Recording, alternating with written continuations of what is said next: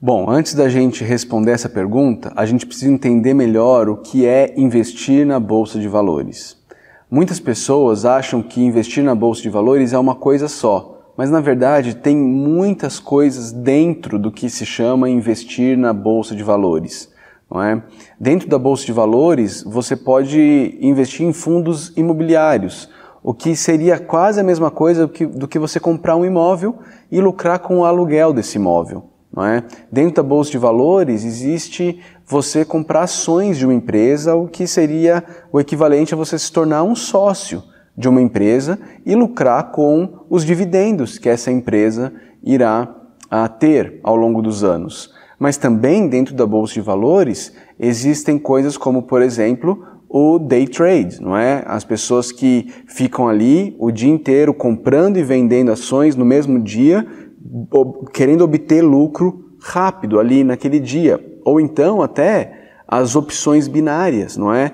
Que nada mais são do que um jogo muito semelhante até com um cassino, com uma roleta, com coisas desse tipo, em que a pessoa escolhe algumas opções, obviamente, e ela ganha ou perde se a opção que ela escolheu se mostrar correta ou não. Inclusive, né, nessa modalidade, é até muito mais provável que você perca do que você ganhe, porque tem uma questão lá de 70% de chances, enfim, é um pouco mais complexo, mas é bem mais parecido com um jogo do que com um investimento, né? Se a pergunta é, o cristão pode investir na Bolsa de Valores?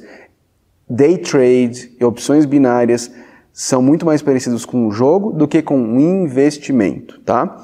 Dito isso, o que a gente tem que pensar em termos bíblicos? A Bíblia está sempre interessada no nosso coração. Deus está sempre interessado no nosso coração. Então a pergunta que eu e você temos que fazer é por quê? Para quê? O texto que me vem à mente é o texto de Paulo quando ele escreve a Timóteo, não é? Paulo escreve a Timóteo e no capítulo 6 de 1 Timóteo ele diz assim, Vou ler a partir do versículo 6 de 1 Timóteo 6. De fato, a piedade com contentamento é grande fonte de lucro, pois nada trouxemos para este mundo e dele nada podemos levar. Por isso, tendo que comer e com o que vestir-nos, estejamos com isso satisfeitos. E é no contexto disso daqui que Paulo vai dizer o seguinte: os que querem ficar ricos caem em tentação, em armadilhas e em muitos desejos descontrolados e nocivos, que levam os homens a mergulharem na ruína e na destruição, pois o amor ao dinheiro é a raiz de todos os males. Algumas pessoas, por cobiçarem o dinheiro, desviaram-se da fé e se atormentaram com muitos sofrimentos. À luz disso, queridos, o que eu quero dizer para vocês? Que a Bíblia está interessada no nosso coração. Está interessada no que nós amamos, está interessada no que nós queremos. Você quer investir na Bolsa de Valores por quê? Porque você quer ficar rico? Esse é o seu objetivo? A Bíblia está te alertando. A Bíblia está te alertando que aqueles que querem ficar ricos, diz o apóstolo Paulo, caem em tentação. Caem em tentação. E Paulo vai dizer, algumas pessoas, por cobiçarem o dinheiro, desviaram-se da fé. Esteja alerta. É pecado investir na Bolsa de Valores? Especialmente naquilo que eu te falei sobre fundos imobiliários, sobre comprar ações. Eu não vejo erro algum, eu vejo, na verdade, muita sabedoria em fazer isso.